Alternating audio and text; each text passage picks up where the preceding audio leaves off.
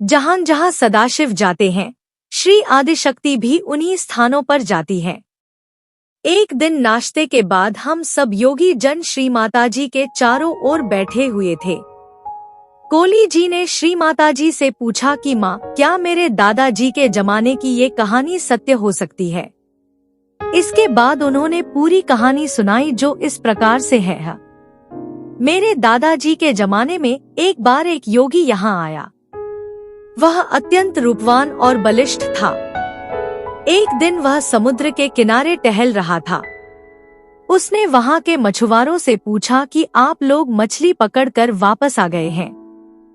समुद्र का पानी कैसा था और आज आपने कितनी मछलियाँ पकड़ी हैं?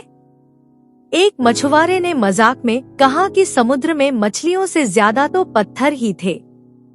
अगले दिन जब सभी मछुआरे मछली पकड़ने के लिए समुद्र तक गए तो उन्होंने देखा कि समुद्र में तो सचमुच चारों ओर पत्थर ही पत्थर थे। उस दिन वे लोग बिल्कुल भी मछलियां नहीं पकड़ सके। अब उनको लगा उस दिन जिस व्यक्ति से हम मिले थे संभवतया उसी ने ये सब किया हो।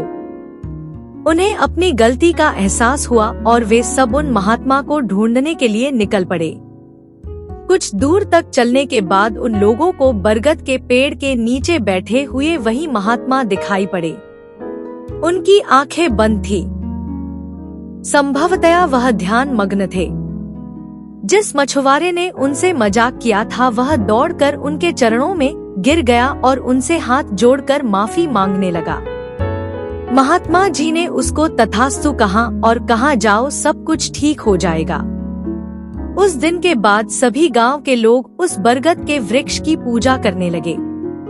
उन महात्मा को वे सदाशिव समझकर उनकी और उस पेड़ की पूजा करने लगे। श्री माताजी ने कहा कि हाँ, ये कहानी सच्ची है।